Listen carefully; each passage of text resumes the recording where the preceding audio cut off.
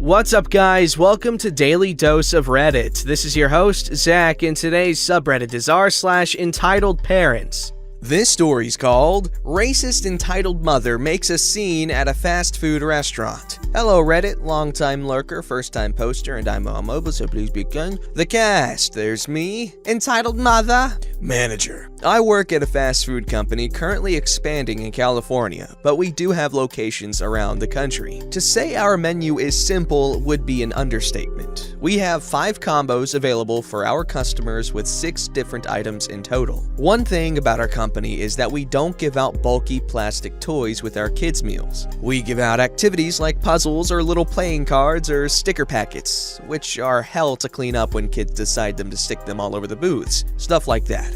Now, to set the scene, this happened quite a few months back, around early November. I was working the late night shift on a Thursday and things were moving slowly in the dining room as it was nearly 11 p.m. I devoted myself to wiping down the cabinets under the counter and counting the minutes until I was free to go when I heard it. Ahem! Bracing myself for whatever I was about to face, I got to my feet and was met with a Karen, and she was definitely pissed. Hello, welcome to company. How can I help you today? I have been waiting in your drive-thru for nearly 10 minutes! I'm sorry, what? I hadn't really interacted with a customer for a good half hour and my brain was on autopilot. I said I have been waiting in your drive-thru for nearly 10 minutes! Now, my restaurant has a policy to keep our drive-thru lines down. When someone orders an especially large order, we have them pull off to the side and we'll bring their order out to them so we can continue serving our other customers. Most people are understanding. This lady, however, was not. I'm sorry, ma'am. I can check on the order if you'd like. Well, hurry up! My kids are starving thanks to you people! I go to the kitchens and ask what's up. Redditors, this lady hadn't ordered 4 combos or 5. She'd ordered 12 combos, half of which were the largest combo we have available. So the chances of her food taking a while were pretty high. I still asked the kitchen crew how long it might take and they said they'd have it done in the next 5 minutes. I took a breath and walked back to the front counter. Well, they said they'll have it done in the next 5 minutes. What do you mean they'll have it done in the next 5 minutes? My children are hungry and they've waited long enough.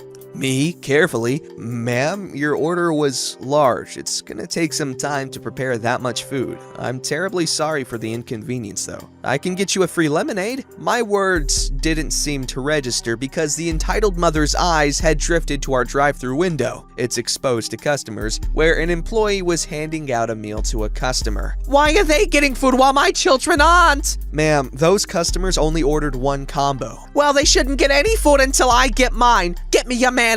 I was honestly relieved at this point that she asked for a manager just so I wouldn't have to have her screeching directed at me. I headed to the back and came back with my manager. Hello, ma'am. I'm the manager. How can I help you tonight? Your awful employees are refusing to make my meal and my children are starving in my car and I demand my food and to be given a full refund for this immediately. I cannot issue a full refund as that is against company policy, but I can offer you a voucher for a free meal. As for your meal, I make sure it's the next one out of the kitchens. You better. So manager went back to the kitchens and left me with the entitled mother for a few minutes, with her scowling at me while I nonchalantly tried to go about my business. Not 2 minutes later, manager came back with the multiple bags in tow. It took 3 employees to walk it to her car for her, and handed her a voucher for a free combo. She huffed, made a comment about calling corporate, and stomped out of the restaurant. I thought it was over. I was wrong. Not even a minute after the 3 employees come back in, I heard the door to the restaurant open. Heavy footfalls and then, is this some kind of freaking joke? She threw the month's activity for the kids' meal, a 9-piece puzzle on the counter. I'm sorry,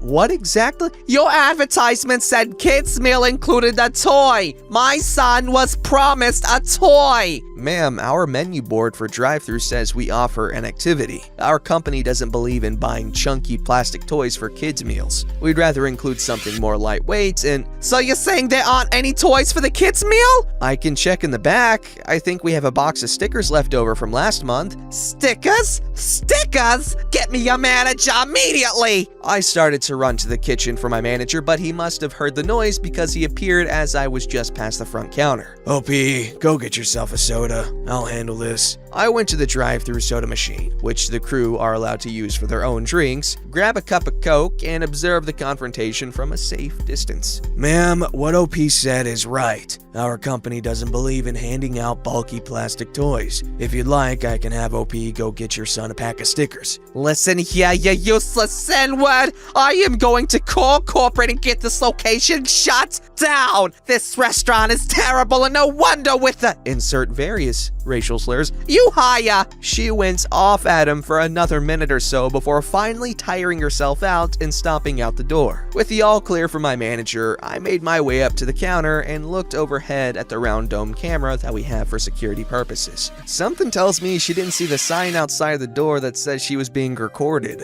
OP, you're free to go for the night. I'll send someone else up here. After that, I have some footage to email. The lady never came back. I'm assuming her corporate complaints got shredded when my manager sent the footage of her racist rant to the proper corporate authorities.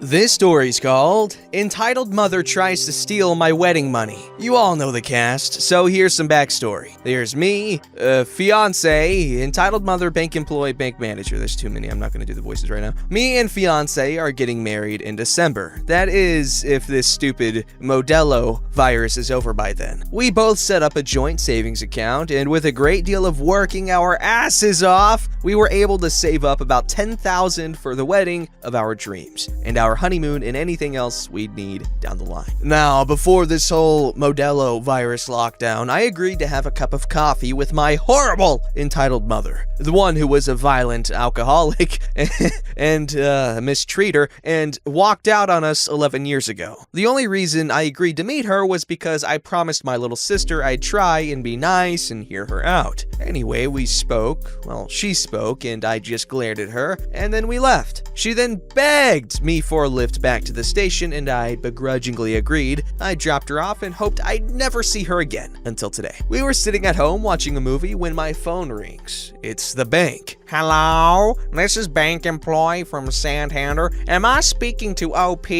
Yes, hi. Can I help you? I need to discuss account-sensitive information. Can you just confirm some security details for me? I answer his questions and then ask what is going on. Your fiance is in our waiting area. She's requesting that we transfer $7,000 from your joint account into an account in a different name. Obviously, this raises some red flags as per your security settings. Any transfer over $1,000 required joint authorization. I've just been told she's left the branch, although we still have the card. Let me stop you right there. We're coming in now. Whoever just tried to transfer money from my account wasn't my fiance, as she's sitting right next to me. I'll be there in 20 minutes. Yes, my local branch is still open during the outbreak. Hey, same. Okay, we do have to notify our front office of this incident. I'll see you soon. Me and fiance get to the branch and ask to speak with bank employee, and he walks over. Hello, we just spoke on the phone, didn't we? Yes, hopefully you can tell me how someone got access to our account. Certainly. First things first, if I may see some ID, I can give you your card back. Sure thing. We both hand over our driver's licenses. He looks at them and then hands it back along with the card. Can you describe the woman who tried to gain access? Actually,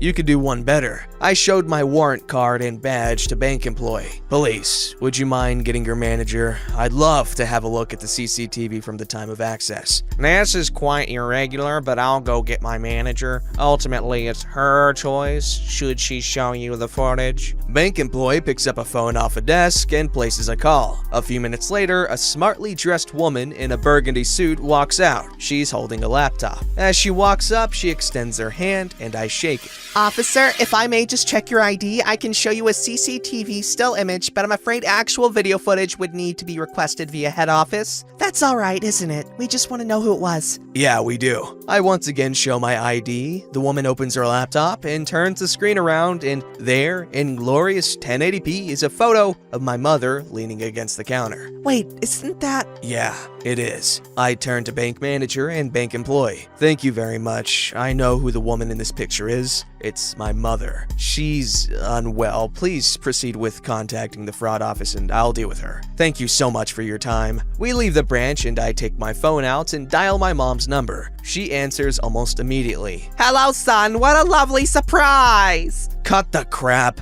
I know you try to get into mine and fiance's bank account. So, before I block your number and see to it that you get arrested for theft and bank fraud, I just wanted to say that I knew you'd never change. You're still the same vile, horrible woman I grew up hating. I hope you burn in hell. Listen here, you ungrateful man. I deserve that money. It's a son's duty to help their mother out. You owe me. Plus, it's not like you need it. Now, me on the other hand, I happen to need... Click. I end the call and push the block number button. As it turns out, my mom took the card from the glove compartments of my car when I was dropping her off at the station. And yes, don't worry, both me and fiance will be filing charges against her. Also, another thing that bothered us, what the hell did she need 7,000 pounds for? Okay, first thing, do I think that children should help their parents out when they are able to and when they need it? Yes, absolutely, 100%. Do I think the parents should demand that their children help them when they need it and the children are able? No, I do not. It's supposed to be a mutual care, mutual love, understanding, okay? If you were a good parent and you made sure to always be there for your child and you took care of them and you loved them, if you were a good parent, then I feel like your kids would help you out of the kindness of their own heart without you needing to ask. And one thing I am 100% sure that we can all agree on, that woman was 100% stupid and in the wrong and ridiculous. Okay.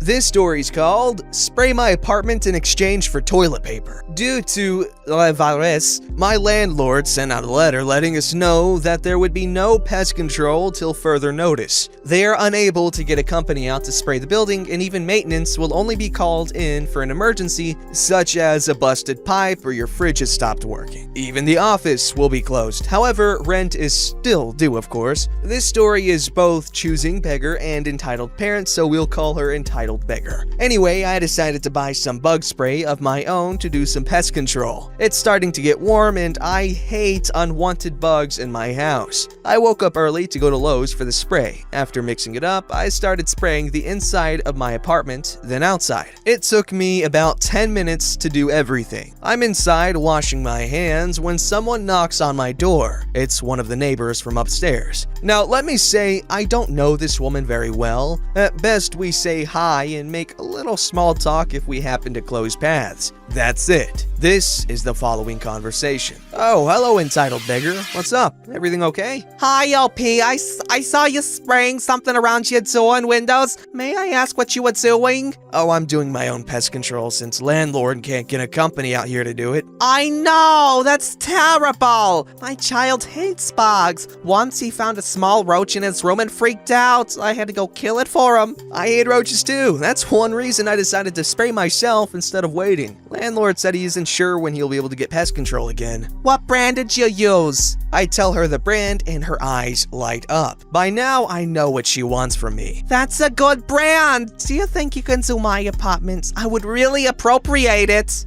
Appropriation in 2020. I'm sorry, entitled beggar, but I don't have enough for your apartment and mine. Since we don't know how long this will last, I want to save as much as possible. If you want to spray your apartment, I have a small can of spray you can have. I just bought it today just as a backup. You can have it. I offer one of those cans of bug spray you buy for spraying directly on the bug. It's more than enough to do with the apartment. Entitled beggar took the can, looked it over with disgust before handing it back to me. No, I don't want that. Come on, I saw you had like the 1 gallons with the spray nozzle on it. Please, it'll take you like 5 minutes to do my apartment and my windows. I can't afford for the bugs to get into my apartment with all the food I have stocked up. I'll give you a couple rolls of toilet paper. Yes, she seriously offered me toilet paper to spray her whole apartment, plus the outside windows and around her door. Mind you, the gallon brand I bought isn't expensive. With tax, I paid $8 for it. I don't need your toilet paper. Look, all I can give you is the can. You can spray your baseboards and windows with this. I've done it before. I'm sorry, but I won't spray your apartment and mine. I think it's best you leave now. You are being very selfish right now, OP. Do you have kids? My little boy will lose his mind if he finds so much as a beetle in his room. You could at least spray his room for me since you're being a bimbo. You have no idea how hard being a single mom is with a little boy. Just do my apartment and we'll both be happy. There is no need for that kind of language. I was going to offer to just do your door and your outside windows. However, since I am being a bimbo, I'm not going to help you at all now. Please, don't bother me again. After that, I closed the door in her face. She pounded on it for a few times before leaving. Later that evening, her kid comes knocking on my door and asks for the small spray can I'd offered Entitled Beggar before. I'm not gonna be a jerk to the kid, so I gave it to him along with a bag of candy. I know this virus has everyone losing their minds, but to turn down help just because it's not the help you want is just a Richard move. Yo, $8